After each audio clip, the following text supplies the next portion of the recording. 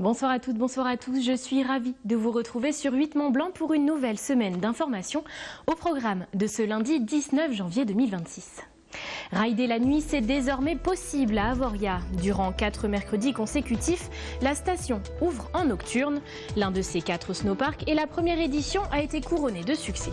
Nous irons ensuite à la rencontre de Fabien Figus, un pizzaiolo savoyard dont le savoir-faire a été plusieurs fois récompensé. Il nous ouvre les portes de son fournil.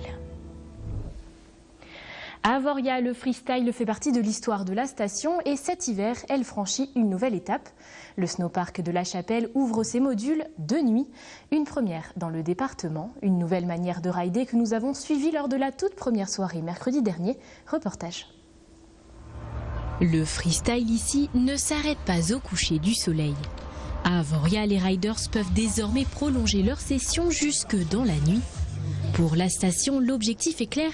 Offrir une nouvelle expérience de glisse tout en respectant l'ADN du freestyle. On voulait faire profiter un petit peu les gens qui finissaient un peu tard leur travail, les locaux, qui puissent venir un petit peu rider sur le snowpark le soir. Et surtout l'ambiance un peu de nuit avec l'éclairage. C'est vraiment super sympa, c'est vraiment différent. Voilà, c'est une approche différente du ski. C'est une première dans le département. À la lumière du jour succède une ambiance nocturne plus feutrée, plus singulière. Des lignes débutantes aux modules experts, tout est éclairé pour que chacun puisse rider en toute sécurité. Une offre supplémentaire pour la station qui représente aussi un vrai défi technique. La première difficulté, c'est que tout est installé le jour même et rangé le jour même pour pas gêner les machines qui travaillent toutes les nuits pour resculpter la zone chaque soir. Donc ça, c'est le plus compliqué. Après, les alimentations électriques, parce qu'on n'a pas d'électricité partout. On a dû utiliser des systèmes à batterie, des choses comme ça. Et puis, un peu tout ça, les modes de fixation des projecteurs aux pylônes sont fixés avec des gros aimants.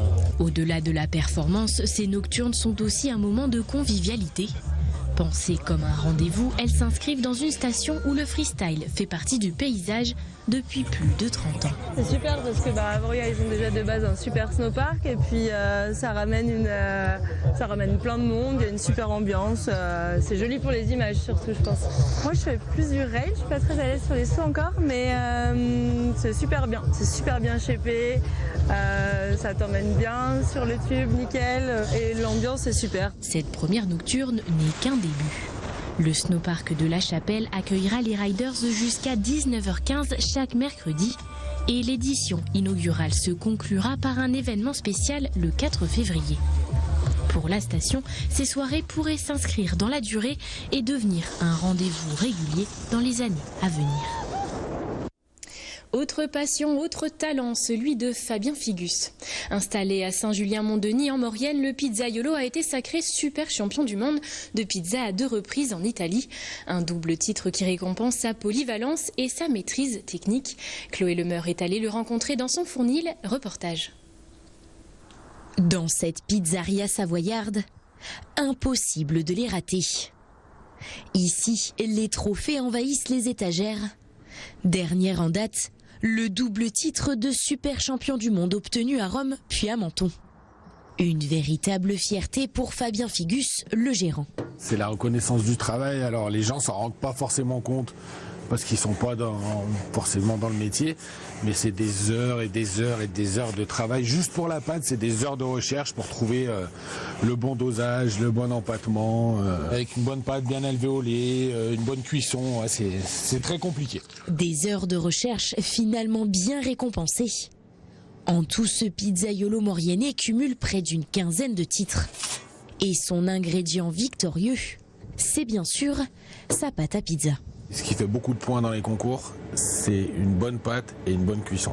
C'est les 75% de la note. C'est une pâte que j'ai mis des années à mettre au point, au levain naturel, qui a un mélange de farine, qui a une petite recette magique, on va dire, des petits mélanges de farine. Le levain, ça ramène de la légèreté, de la digestibilité, légèreté, du croustillant, tout en fait. Du coup, on aura plus de croustillant, mais en ayant du moelleux aussi à la fois. Une bonne pâte, mais aussi des bons produits. Dans ces recettes, pas de chichi, juste de la simplicité, du goût et de la gourmandise. Comme avec cette pizza où le passionné s'est hissé sur la 3e marche du podium à la Coupe du Monde à Rome, catégorie influenceur. Là-dessus, on va avoir de la mortadelle de Bologne, de la burrata, des tomates cerises, des éclats de pistache et de l'huile d'olive. C'est une pizza qu'on retrouve dans beaucoup de pizzerias maintenant, c'est un truc qui est à la mode, burrata, mortadelle, pistache, c'est un truc qui est un peu à la mode. Après, il faut mettre des produits de qualité quand même. Il faut mettre de la vraie pistache, de la vraie mortadelle, pas un truc reconstitué ou qui n'a pas de goût. Du coup, moi, elle n'était pas ouf non plus, on va dire. C'était pas la plus belle qu'il y avait. Par contre, après, le goût m'a fait monter. Ouais. Pour Fabien Figus, la course au trophée est loin de s'arrêter. À peine rentré, le champion a déjà les yeux rivés sur les championnats du monde de pizza à Parme, avec l'objectif, cette fois encore, de ramener la coupe à la maison. Du sport à présent, un petit mot de biathlon. Ce week-end à Ruhpolding, les Français ont brillé lors de la poursuite. Chez les femmes, Lou Jean Monod s'impose, Camille Bénet prend la 3e place et Océane Michelon termine 6e. Chez les hommes, Éric Perrault signe une superbe 2e place juste devant Fabien Claude 4e. C'est le Norvégien Johannes Dahle qui remporte la victoire. Une performance solide pour les tricolores avant les prochaines étapes de l'hiver. Direction les terrains de foot cette fois-ci avec le FC Annecy qui retrouve le goût de la victoire après 2 défaites consécutives. Les Reds se sont imposés vendredi soir au Parc des Sports face à Amiens. Les Hauts-Savoyards l'ont emporté 2-0 grâce à des buts de Ben Ahmed Touré et Kylian Jusseron.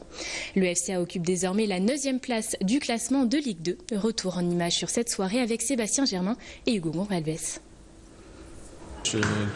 Il nous en avait fait part lors de son discours. Il voulait absolument gagner ce match et surtout pas le perdre. Donc on a su le gagner et voilà, c'est bénéfique pour nous pour la suite. On a mis les choses en place pour que ça se réalise d'une bonne manière, je trouve. En plus, on n'a pas été, franchement, on a été propre, on a été bon dans ce qu'on sait faire. Et ça paye pour un premier match à domicile. 9e de Ligue 2 après 19 journées avec 25 points au compteur. Les hommes de Laurent Guyot comptent 7 points d'avance sur leurs adversaires du jour, désormais 16e et barragiste. L'année dernière, le maintien il s'est joué à 34 points, vous étiez maintenu. 33, si je ne me dis pas de bêtises, vous étiez barragiste, c'était Clermont. Moi, j'espère être entre 34 et 36. Après, voilà, on reçoit Clermont la semaine prochaine. On sait que c'est toujours difficile de gagner 2 matchs de suite à domicile, mais quand vous jouez des équipes qui sont derrière vous au classement dans la 2e partie de saison, c'est évident qu'une victoire est quelque chose qui est très important et c'est pour ça que je me réjouis de la victoire de ce soir. Le FCA a donc la possibilité de faire la passe de 2 dès vendredi avec un second match consécutif au Parc des Sports. Ce sera face à Clermont. C'est la fin de cette édition. Merci de votre fidélité et de suivre l'information sur notre antenne. Dans un instant, la météo avec Thierry Paul, mais juste avant, quelques images de l'étape de dimanche de la Grande Odyssée Royal Canin à Valseny. Pour ma part, je vous retrouve ce mardi pour un nouveau journal en direct des Cerblés à l'occasion de la Saint-Sébastien. Très bonne soirée avec nos programmes.